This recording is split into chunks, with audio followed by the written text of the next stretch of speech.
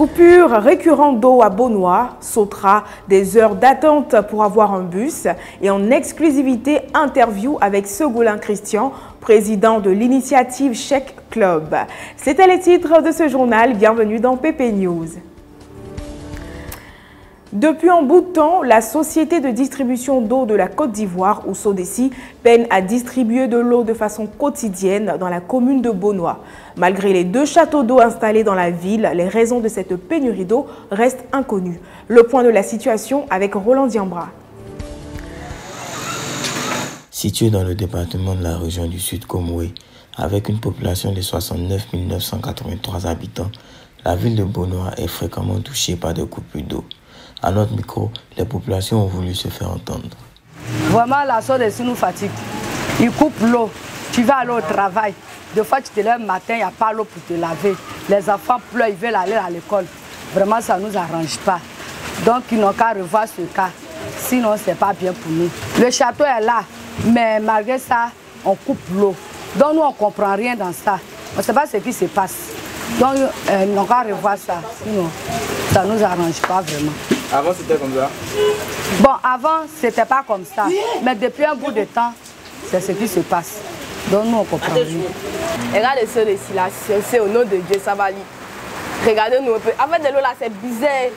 Surtout nous, les élèves, à d'un temps, on souffre même. Si c'est pas Dieu qui chasse et puis il pleut un peu là, on fait comment pour se laver. Pourtant, on doit passer, il y a des examens à passer. Vous allez même pour aller à l'école, mais c'est bizarre. Nous aussi, les filles, on aide les filles à préparer à la maison, on fait comment? Et à se regarder, on fait comment sur l'eau. Avec 2 châteaux d'eau dans la ville, les habitants de Beaunois n'arrivent pas à comprendre ce manque d'eau dans les robinets. Ils demandent aux dirigeants de la SODECI de leur venir en aide, en essayant de pouvoir ravitailler en eau toute la région et éviter les coupures d'eau. Il y a un proverbe africain qui dit qu'au bout de la patience, il y a le ciel. Moi, je dirais plutôt qu'au bout de la patience, il y a des bus de la Sotra. Et oui, plusieurs usagers des bus de la Sotra affirment passer des heures à attendre des bus pour vaquer à leurs différentes occupations. Qu'est-ce qui justifie ce fait? Les usagers eux-mêmes sont-ils ponctuels aux heures de pointe? Des précisions dans ce reportage.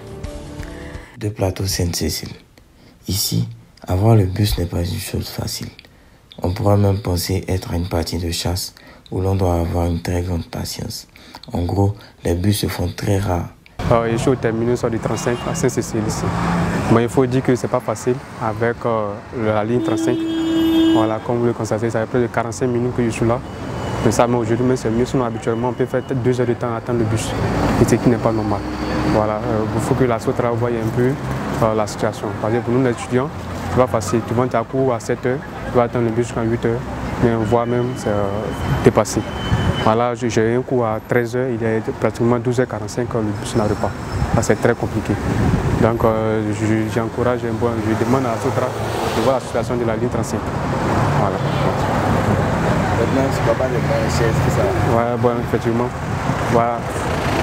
Bah, surtout pour la disponibilité aussi au niveau du quai, il n'y a rien. On ne peut pas s'asseoir sous le soleil à midi. On est obligé de se rhabiller en bas des immeubles là, voire même sous les arbres.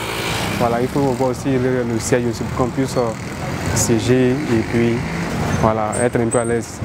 Être un peu à l'aise, surtout qu'on doit patienter plusieurs heures pour avoir un bus. Un banc sera le bienvenu à cet arrêt, tel est le souhait de M. Kouassi. En prélude à la 5e édition du Master League, un Open d'échecs organisé par Initiative Échec Club, nous avons eu en exclu dans une interview Segolin Christian Bernard, le président de ce dit club. Je joue aux échecs depuis mon enfance et en 2014, j'ai connu les échecs au niveau professionnel grâce au tournoi de l'ESCA, École supérieure de commerce d'Abidjan, où j'ai remporté la catégorie des étudiants. Depuis, j'ai joué et j'ai remporté le championnat par équipe en 2016 et en 2017, un championnat dans mon entreprise. J'ai mis ce club sur pied avec des joueurs parce qu'on a voulu partager notre passion du jeu d'échecs. On a voulu faire connaître au grand public la passion et les valeurs que transpose ce jeu-là. Donc, dans l'ensemble, c'est un peu ça pour cette présentation. En dehors de cela, le jeu d'échecs a plusieurs vertus. Le jeu d'échecs travaille la concentration, travaille l'organisation, travaille la discipline et la stratégie. Donc sur un tableau, vous avez la possibilité de pouvoir anticiper les coups de l'adversaire, de pouvoir comprendre un peu sa manière de penser, le dévancer pour pouvoir le mettre échec et mat. Donc en ensemble, c'est un peu ça pour ce qui concerne le jeu. C'est quoi échec, c'est quoi mat? On parle d'échec lorsque le roi adverse est menacé de prise au prochain coup. Et on parle de mat lorsque le roi adverse menacé n'a aucune option pour s'échapper. Merci, cher Piment, d'avoir suivi cette édition d'information. À demain, 20 h sur Pépé Soupe.